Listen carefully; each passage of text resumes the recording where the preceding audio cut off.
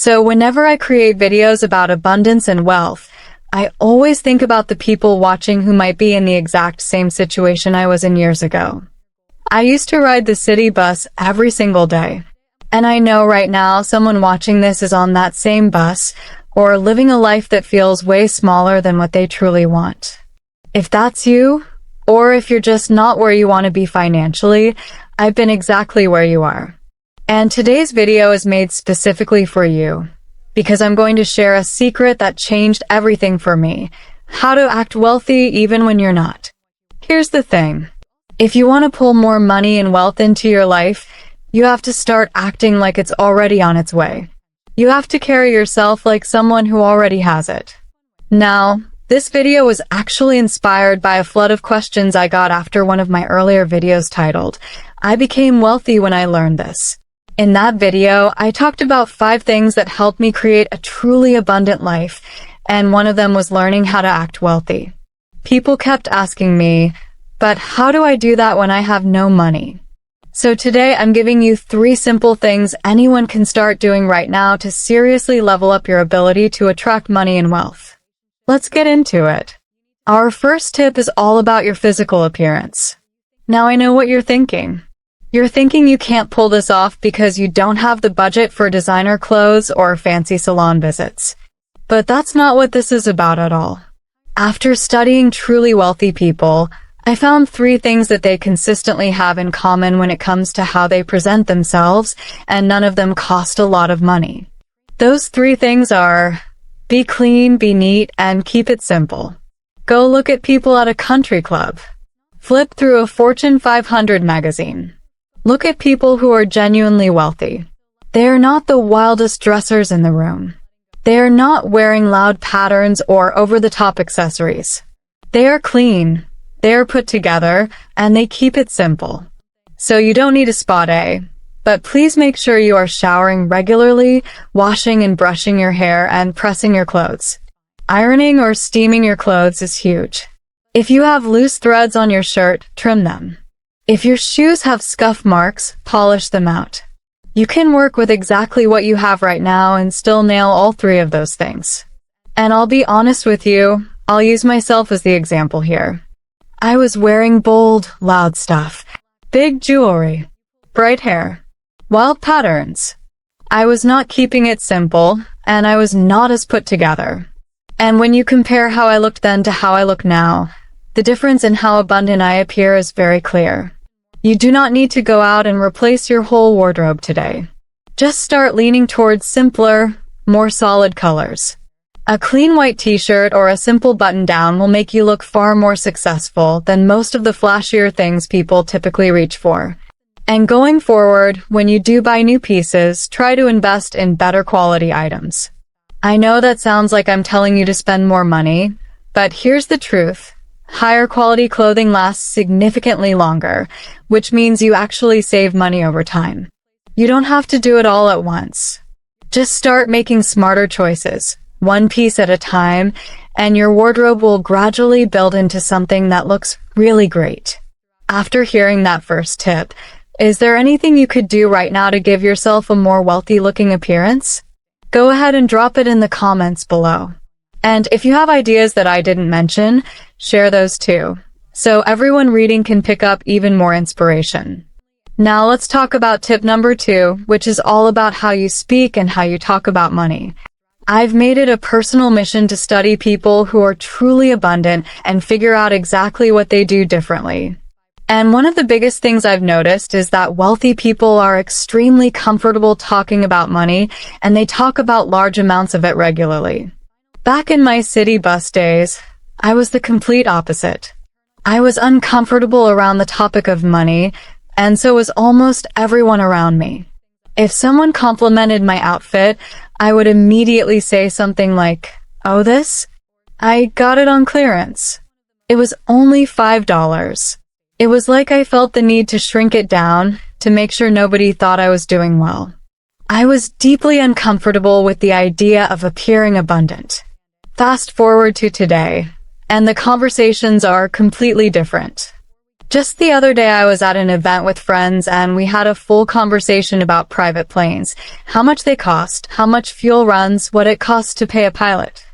We were casually talking about large sums of money and nobody flinched. That is what wealthy people do. And it makes total sense with the law of attraction. Whatever you are comfortable with becomes comfortable with you. Think about it. If you have a friend you're really at ease with, your time together flows naturally, and you feel like you have an abundance of that friendship. Money works the exact same way. When you are comfortable talking about money, money becomes comfortable coming to you. So stop spending energy debating the price of gas or stressing over saving 50 cents on groceries. What you focus on is what you attract. If your conversations constantly revolve around small amounts, that's what you'll keep drawing in. Instead, start weaving in conversations about bigger numbers. Mention a professional athlete's $5 million signing bonus. Talk about a major company acquisition. Bring up what a top CEO is earning. It doesn't have to feel forced. Just start adding large dollar amounts into your everyday conversations naturally. And here's the great news. The more you do it, the easier it gets. When I first started making these videos, talking openly about large sums of money felt awkward for me too. Now it's completely natural because I've built that momentum. Start now, keep going, and watch how your comfort level shifts. Alright, tip number 3 is something I truly believe is one of the most powerful shifts you can make, and every single wealthy person I have ever studied does this without exception. It might feel a little uncomfortable at first, but stick with me because I'm going to give you real, practical ways to apply it. The shift is this: start valuing your time over money. Now, this does not mean you stop appreciating money. You absolutely should. But when you are faced with a choice between something that gives you more money and something that gives you more time, choose time. Let me show you what this looked like in my own life. Before I understood this concept, I was a serious couponer. I had the whole binder, the organized inserts, the strategy. One Sunday morning, back when I was working a 9 to 5 and my weekends were precious, I woke myself up before 6 a.m. on my day off to get to Walgreens before it opened, just so I could grab my husband body wash for 50 cents a bottle. When I got there, someone had already cleared the shelf. So I spent the next couple of hours racing from one Walgreens to another, hunting for 50 cents body wash that my husband never even asked for. I burned 2 hours of my Sunday for that. Why? Because I valued money more than my time. Now contrast that with today. I pay someone to come wash my car at my house. I could spend an hour or more doing it myself and save a little money, but instead I hand off that task and get my time back. And I use that time to work on things that actually grow my income. Here's the key point. Wealthy people understand that time can be traded for more money. They use their time to build businesses, make connections, and operate at a higher level. And I hear you. Maybe you don't have a business right now. So let me give you a practical way to apply this today. Let's say a new Chick-fil-A is opening near you. Maybe you've heard about this. When a new Chick-fil-A opens, if you're one of the first people in line, they'll give you free Chick-fil-A for a year.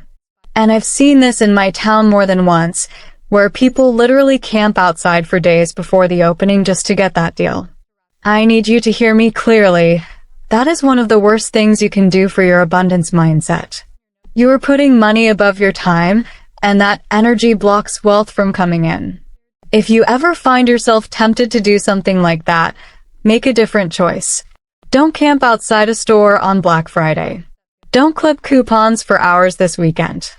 Instead, take that exact same chunk of time and invest it in learning. Watch more videos about abundance and building wealth. Read books on money and tax strategies. Take an online course. Look into starting a business. Every single hour you spend learning how to attract and grow money is worth far more than whatever small discount you were chasing. When you flip this switch and start treating your time as your most valuable asset, your abundance will genuinely take off. I built my own business from nothing through the law of attraction. No investors, no head start, just a laptop, an idea, and a deep understanding of how the law of attraction works. I grew it from $0 to a multiple six-figure income, and I do it working about 25 to 30 hours a week. Not 80. Not even close. Thank you so much for watching today. I genuinely hope these 3 tips on how to act wealthy when you're not gave you something real to work with. I'll see you in the next one. Bye.